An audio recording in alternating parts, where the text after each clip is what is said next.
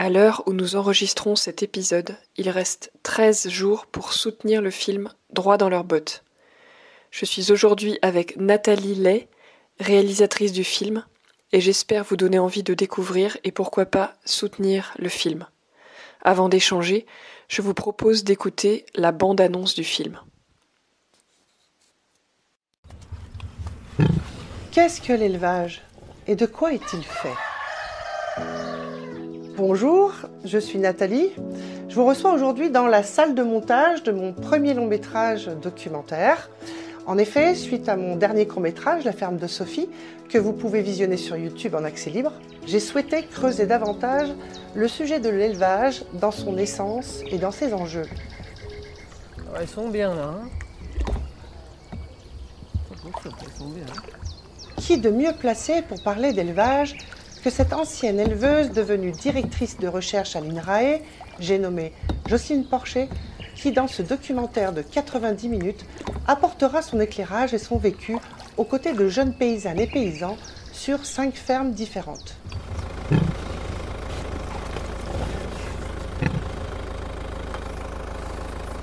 Travailler tous les jours avec la personne que t'aimes, dans un environnement qui te plaît, avec des animaux, à l'endroit où t'as toujours voulu être. C'est peut-être pas donné à tout le monde aujourd'hui, donc je mesure quand même la chance que j'ai de vivre ça au quotidien.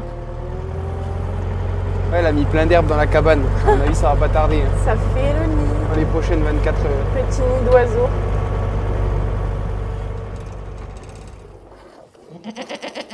Oui, j'arrive. En fait, l'homme, il a toujours été en contact avec l'animal. En fait, il y a toujours eu une interdépendance homme-animal. J'arrive. Et ce que je me dis, c'est peut-être que c'est écrit dans notre ADN, finalement, d'être avec les animaux. Ah oui, moi je... Des fois, on se demande qui c'est qui exploite l'autre. Hein, Si on n'est pas à l'heure le matin... Ah ouais, on se fait engueuler. Ouais.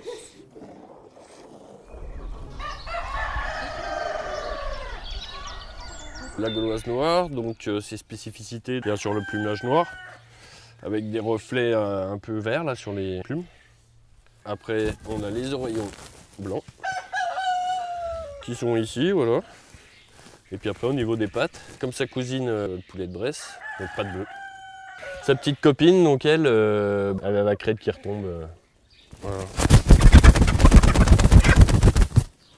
Il me fait ventilateur. Gratter aussi. Ouh là là. Quand elle réclame, faut pas leur faire, tu vois. Si elle fait ça, voilà, faut dire non. Après, un jour, elle peut me foutre par terre, quoi. Donc là, non. Non, tu ne réclames pas. Si moi, je décide d'y aller, hop, voilà. Quand elles font ça, de toute façon, quand tu le grattes et qu'elles baissent la tête, elles bougent le museau, tout, alors là, c'est que c'est... Franchement, c'est le bonheur. Voilà, tu veux quoi, oui. Je sais, c'est plutôt tes cornes, toi, qui le grattes, hein, je crois. Voilà, alors on va te les faire.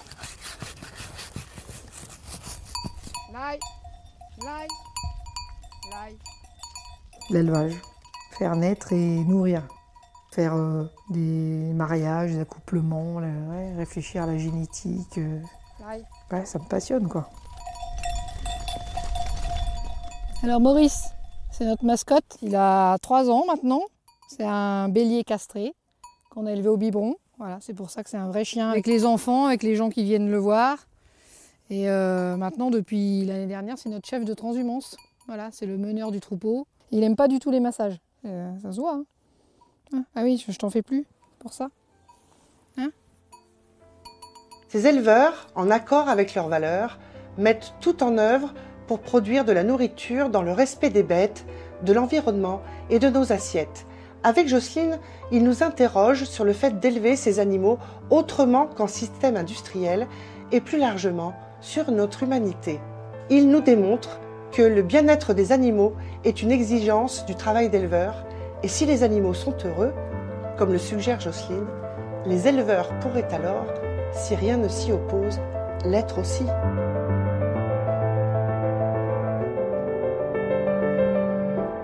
Mais qu'est-ce qui s'y oppose ? Et d'où vient cette résilience qui les fait tenir face aux difficultés ? Droit dans leurs bottes est un film qui sensibilise au monde paysan pour mieux le soutenir. Parce que face à la montée des productions animales industrielles et de l'agriculture cellulaire, nos élevages et nos liens aux animaux de ferme pourraient bien disparaître. En production associative entre Ciné-Ressources 71 et Élevons-nous, le film a déjà reçu le soutien financier de la Bourgogne-Franche-Comté, de la Saône-et-Loire et de la MSA. Aujourd'hui, il nous manque encore 25 000 € pour pouvoir terminer le projet et espérer le sortir en salle dès le printemps 2025. Alors si, comme nous, vous tenez à la richesse de nos élevages et à la beauté de nos liens aux animaux, découvrez en détail notre projet sur Hello Asso. Tous vos dons bénéficient d'une réduction d'impôt de 66% sur le montant versé. On reviendra, mon grand. Hein? Allez, demain. Merci à toutes et à tous pour votre contribution et pour mobiliser vos proches à nous soutenir.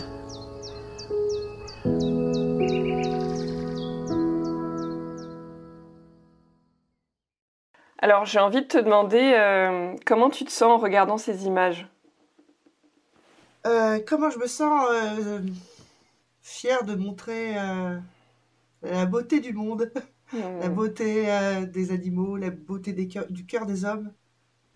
Je suis assez fière de faire ça. J'espère qu'il y aura l'écho en face. Hein.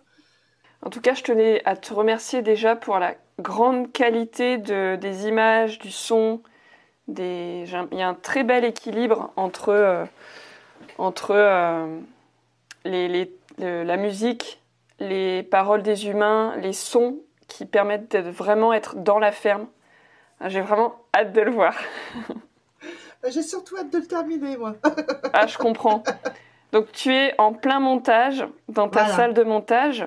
Voilà. Est-ce que tu peux peut-être nous dire ce que tu es en train de... Sur quelle partie tu travailles, là? Ah ben, on est au début, hein, parce que tu te rends compte, on a eu 60 heures d'images. Oh la vache. Et on en a fini de tourner fin août. Donc, voilà. Et après, j'ai eu 60 heures d'images à trier pour finalement présenter à mon assistant monteur un film de 6 heures. À peu près 1 heure par personnage, parce qu'il y a 5 fermes. Mais on a aussi Jocelyne Porcher, qui est la directrice de recherche de l'INRAE, qui incarne parfaitement les valeurs de l'élevage. Elle en a fait des ouvrages magnifiques.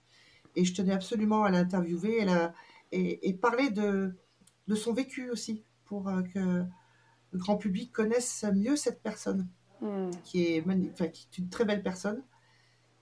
Et du coup, donc 60 heures d'images, réduites à 6 heures. Et là, on commence tout juste le montage officiel, quoi. Donc là, j'ai commencé l'intro, l'ouverture. Et on va commencer avec les cochons. Voilà. Donc là, je suis avec les cochons de chez Margot et Paul en Côte d'Or. Ok.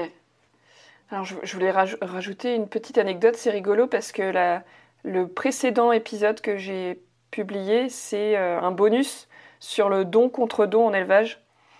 Parce que j'ai interviewé des éleveurs et éleveuses qui font de la lactation continue en chèvre. D'accord. Et donc qui se questionnent beaucoup sur la relation qui unit l'humain et l'animal. Tout à fait. Voilà. Et tu sais que c'est Jocelyne Porcher qui a développé ce concept du don et du contre-don. Ouais. Voilà. Et donc, on va l'expliquer dans ce film. Ok. Voilà. Dans ce film, elle va l'expliquer un peu plus comment cette idée lui est venue, qui l'a inspirée et comment elle l'a déclinée sur l'élevage. Voilà. Et c'est avec Sophie, l'éleveuse de vaches, qu'on va beaucoup en parler. Ok. Sophie, avec qui tu as déjà fait un documentaire. Voilà, j'ai fait que des courts-métrages jusqu'à maintenant.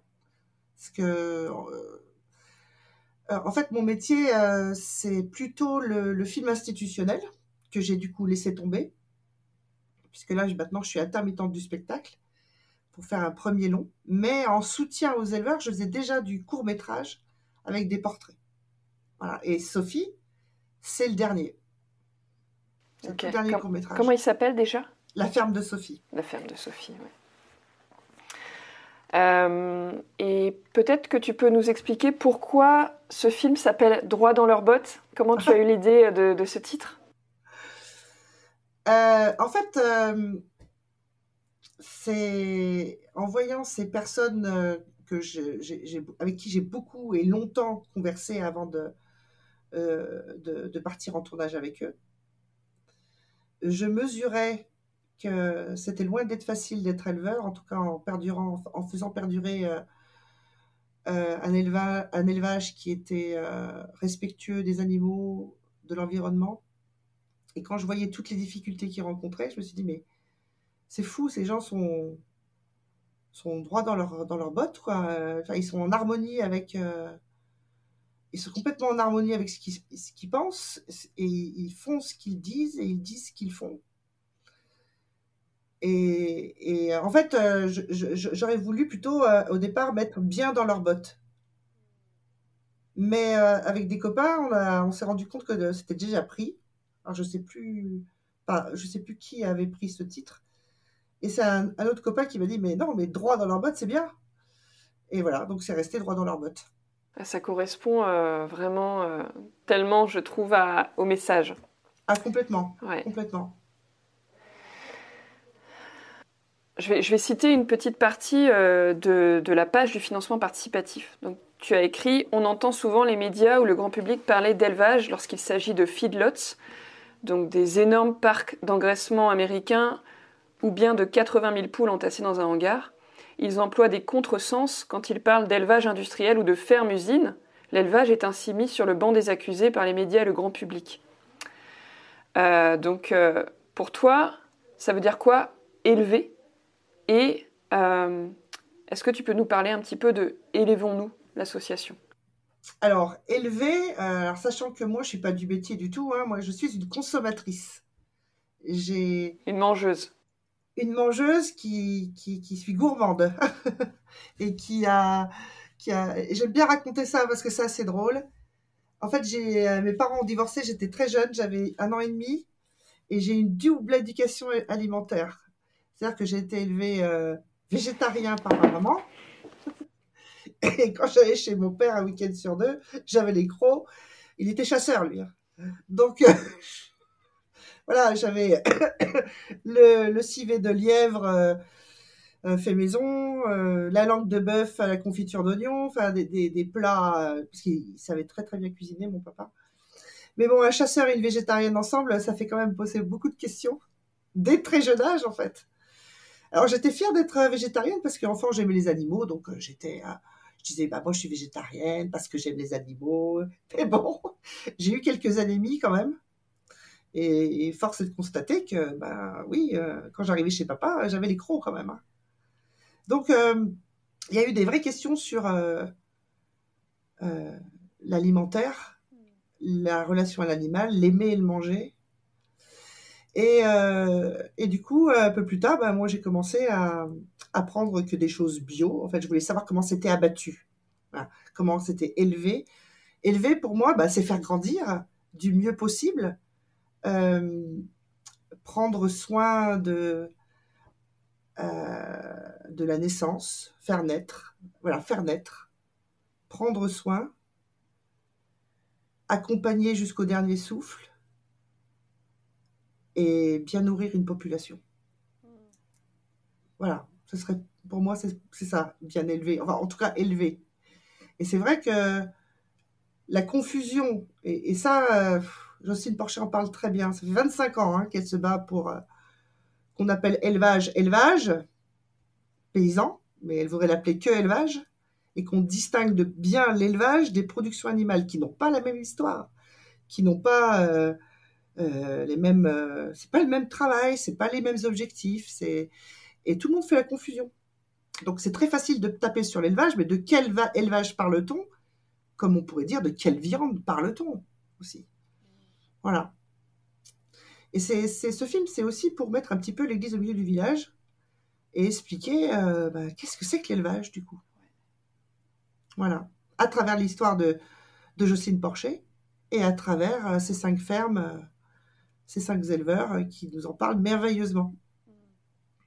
Aujourd'hui, il y a beaucoup plus d'élevage, d'exploitation industrielle.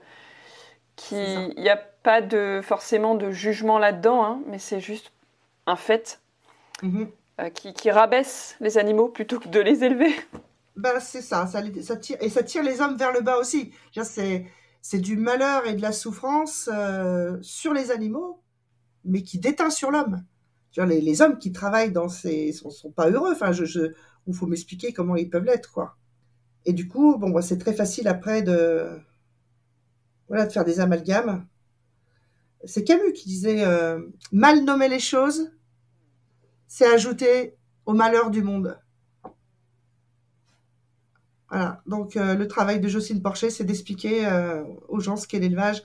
Donc, comme elle a écrit plusieurs livres là-dessus qui sont, pour certains, plus accessibles que d'autres, j'ai trouvé. Moi, dans ce film, j'ai vraiment envie de la montrer, non pas comme une scientifique, mais plutôt comme un guide, et avec un langage simple et avec toute son humanité, pour faire comprendre au maximum de monde, regardez, l'élevage, c'est ça va disparaître, donc qu'est-ce qu'on fait, quoi.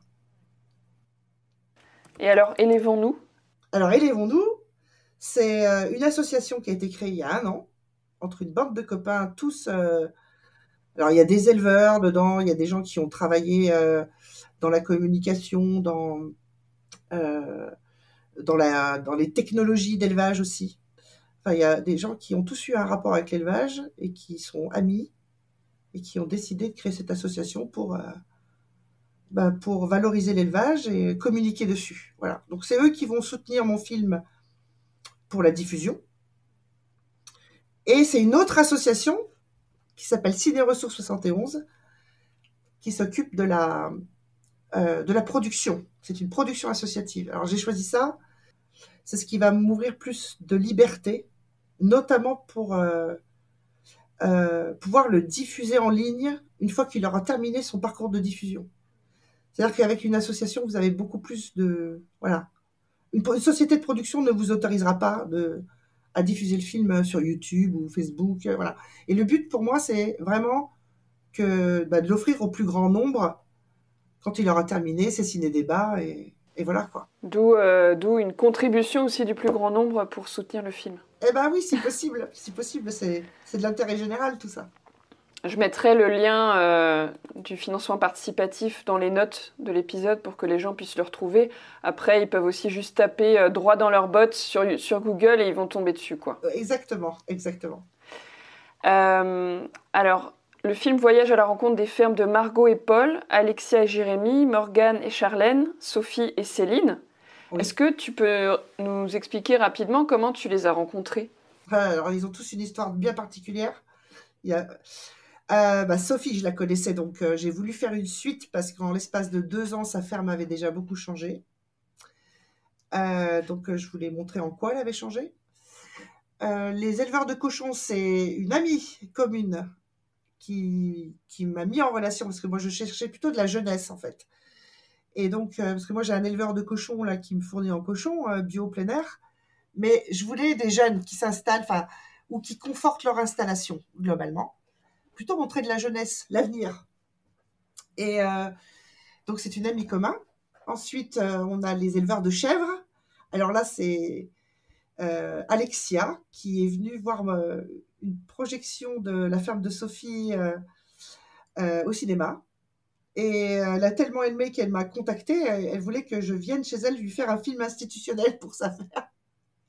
Et du coup, je dis non, mais ça va coûter trop cher. En fait, j'ai une autre idée. Parce que j'adorais ce qu'elle faisait. Et c'est comme ça que je lui ai proposé de faire partie des personnages du film. Ensuite, on a Morgane, que je suivais depuis 2 ans sur les réseaux. Parce que je trouvais son travail intéressant avec les poules. Renaître des races anciennes, quasiment disparues des basses-cours de Brest. Je trouvais ça génial. Et on a ensuite Sophie, ça j'en ai déjà parlé. Et enfin, on a Céline. Alors Céline, elle est tombée du ciel. Parce que c'est vrai que j'aurais pu trouver, j'avais des pistes en montagne, mais je me suis dit avec mon soufflet au cœur, en montagne, je pense que je vais pas suivre la cadence. Et du coup, le hasard, elle a écrit, alors qu'elle savait pas du tout que je cherchais un personnage, quoi. Elle savait pas du tout que j'allais faire un long métrage.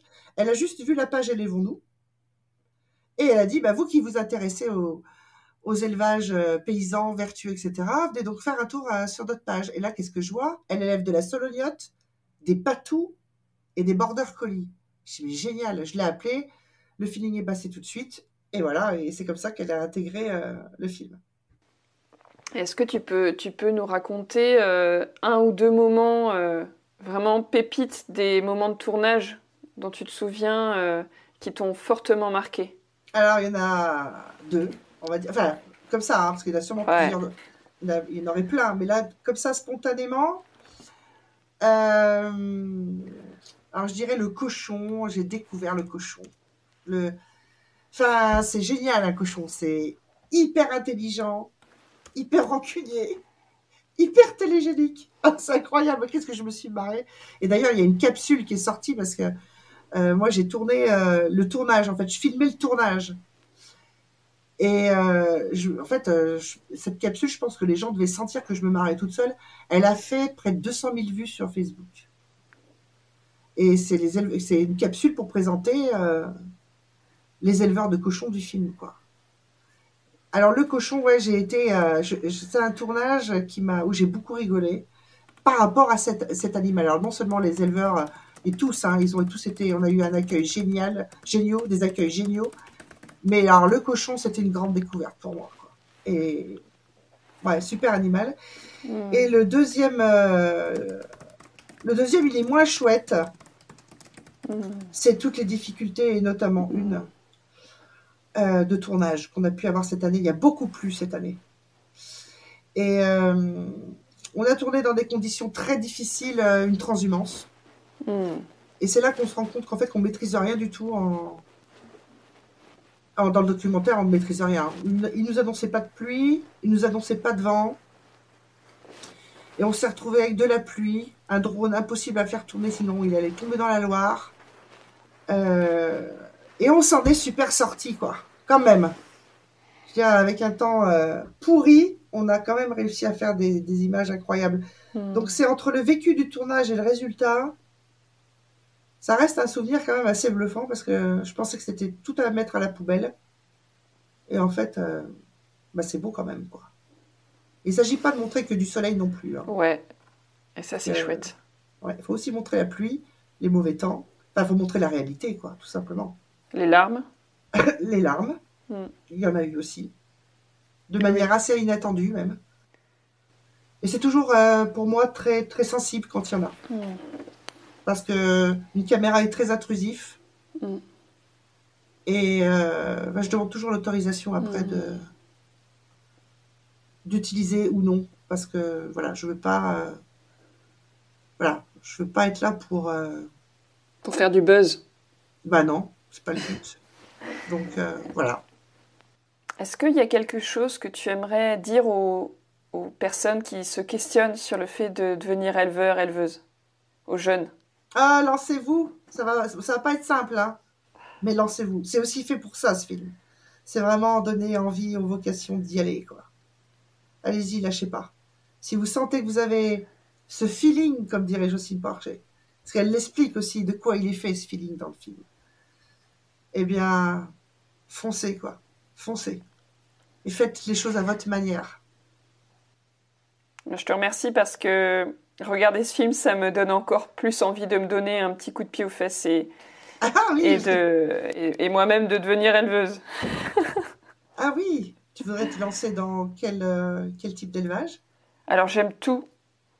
J'aime tout. En fait, je m'imagine bien être dans une ferme à plusieurs où je m'occupe de tous les animaux. Après, j'ai une facilité avec la poule parce que j'adore les œufs et j'aime la poule. Mon petit rêve, ça serait d'avoir un atelier de poulailler mobile en pâturage tournant, donc en agroforesterie, et produire des œufs avec des races qui font des œufs de toutes les couleurs. Ah, c'est joli, c'est chouette, c'est un très beau projet. Alors fonce. Ouais. C'est pas facile, hein? Je fonce doucement. Non, mais voilà, s'il y a un appel là-dessus, si tu as envie de vivre avec ces animaux-là, ouais. Et faire, voilà, c'est super ce que tu dis là. Faut y aller, faut y aller.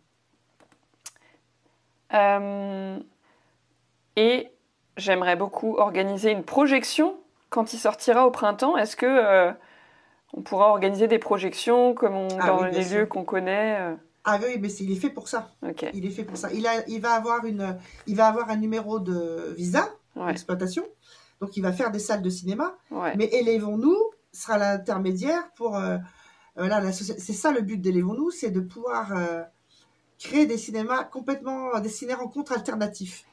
Donc là, leur but, c'est d'acheter un kit mobile aussi de diffusion. Et on a des pistes déjà pour aller faire des diffusions dans des fermes. Ah, génial, bah oui. Et on a aussi des contacts pour des ciné-fourchettes. Ouais. Alors ça, c'est assez original. Ouais. C'est-à-dire que les personnes vont voir le film et vont déguster la viande des éleveurs qu'ils ont vus à l'écran. Ah, c'est super. Chez des étoilés. C'est super. Voilà, c'est ce genre de choses qui font que ben voilà, la diffusion, oui, c'est un film qu'il faudra qu'il soit diffusé dans plein d'endroits et de plein de manières différentes. Est-ce que tu as un dernier message à partager? Si vous aimez les animaux et si vous voulez demain en voir encore dans nos campagnes, si vous voulez voir encore des éleveurs demain dans nos campagnes, et ben alors soutenez l'élevage paysan et soutenez ce film. Merci. Merci Nathalie. Merci beaucoup Palégie.